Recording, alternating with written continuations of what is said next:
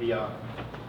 I'm going to read a smattering of poems. They're all my sort of personal history of pranks and also some ruses and hoaxes and maybe some tricks as well. Okay, some pranks actual and possible. Donuts filled with Barbasol. Barbasol canisters filled with cumulus clouds. A fake mustache, if worn by someone clean-shaven. An alias, if more beautiful than one's true name. Squirt guns in the hearts of sunflowers. A stripper in the heart of birthday cake. Crash test dummies. Moth eyeballs served as caviar. A cyanide capsule hidden in the tooth of a spy. The 114 horses of champion polo player Adolfo Cambiaso, each cloned from the same mare. Marcel Duchamp's El Lacho au Cou, but also Leonardo's Mona Lisa, which was painted to frame Guillaume Apollinaire for its theft. White doves in a black top hat. Stuxnet virus. Pepsi in a Coke can. A tall man in a gorilla suit. Anything photorealistic. Cats genetically engineered to glow in the dark. Words in a language you do not know that sound like a word in your language, but don't share its meaning, so that entering the home of a respected French intellectual, you put your coat in her breadbasket and her child in your mouth. Silicon owls in the rafters of a train station.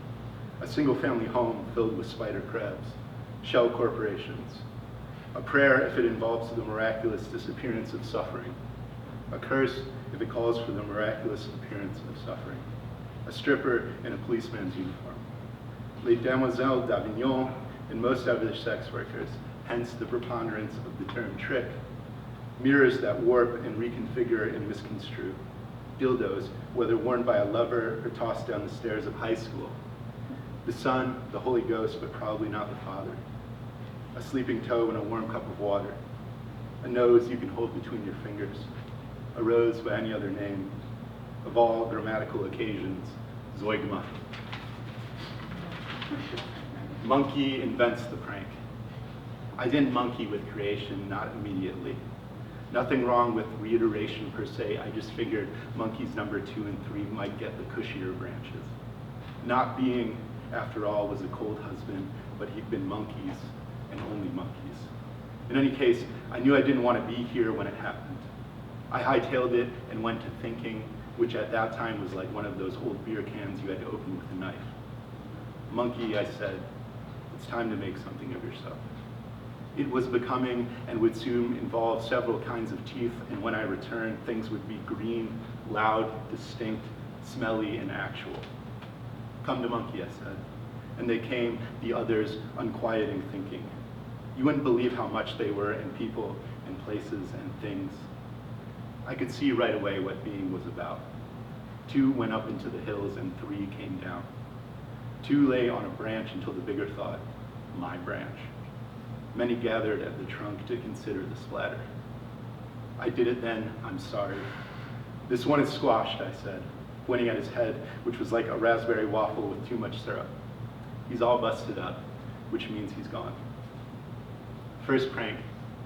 The beauty of the trick, says the serpent, will not be less knowing how it's performed. Second prank. Through his tears, Abraham thought he saw something funny, and glancing up, he found there, in a thicket, a ram caught by its horns. Man prank. Tell him he is a lamb or a sparrow. Make him believe he's very strong. Convince him he can be taken care of. Show him, like a building, he has an inside. Place in him doors and windows and toilet paper. Run him like a current across your chest. Take his anger away from him as he sleeps. Take his anger away as he wakes. Look for somewhere to put it. Woman prank.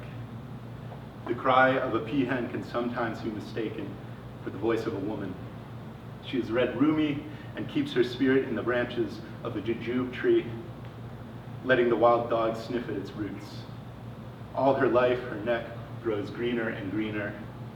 When she meets her lover, he is decorated in many false eyes, alluring, and therefore likelier to drag her with him into the mouth of the tiger.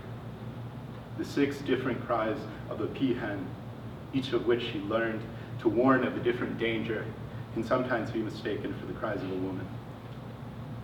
Epic prank. On the weird whatever sea, the king, himself already a sucker of filicidal proportions, see second prank. Conveniently forgets to mention the distance between the spoils of war, the vaginas of sea monsters, that unmistakable new notions of nationhood smell, and your wife. Lyric prank or the killdeer writhing in the meadow is only feigning injury to distract you from its nearby nest. Oh, you dark blue fact. Oh, autobiographical bruise. You look like a gaseous planet, where the homes are liquid mercury and there are infinite mothers yet to die, where teenage boys understand intuitively the position and function of the clitoris and that God is not any one note on the xylophone but a long mechanical drone beneath the music emitted from a great galloping refrigerator. Oh, you better go catch it. Prank elegy. My brother David was brave. My beautiful David shaved his legs. My brother David played soccer on verdant spring eves. My savvy David bought a brown wig. My brother David was dead bent. My dogged David bought dollar store makeup and a dress. My mother's things lay in the same rough pile in the corner of her room long after the funeral. My brother David was unusually diligent for a teenager. My diligent David dug around for mom's driver's license. My darling David could not walk in heels. My drag queen David could not walk in an awful pair of silver platform heels to Foremost Liquor on Green Bay Road to pretend to be our mother. My brave brother David fell and rashly got blood on the otherwise colorless ice. Prank bed. The bed is concrete, has no pillows or blankets. It is 1,000 kilometers in either direction, a musty peninsula at the southeastern tip of the country. You are on vacation and so depressed at the Tallahassee Zoo you can't think of anything to do but lay down in the shade of an aging giraffe. Self-prank. Sometimes I think it's another challenge to be overcome, and once vanquished, a trickier one will appear like advancing levels in a video game. Sometimes I think I'm the magician's assistant, and come the grand finale, there won't be anyone in a sequin miniskirt inside the box. Mike the headless chicken.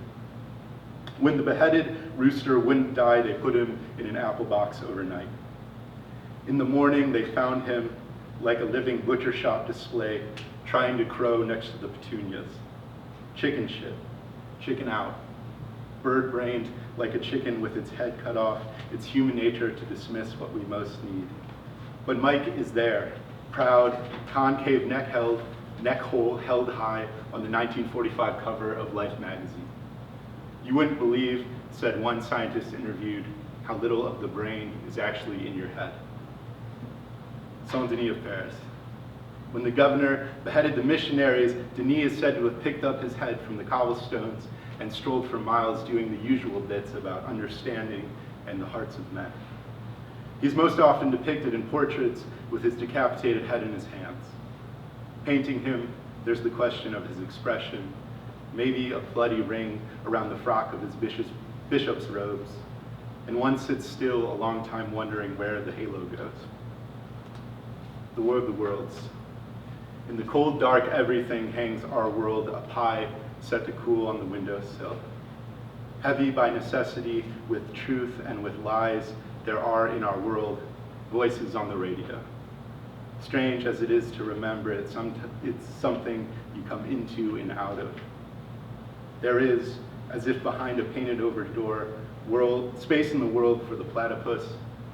There's a real fucking town in this country called Young America, Indiana. There's a pause in the production that allows the violinists to hurry on stage. There are moments in the story of the world, and only some are true. Tomorrow, or the day after, will I better know which? Thank you.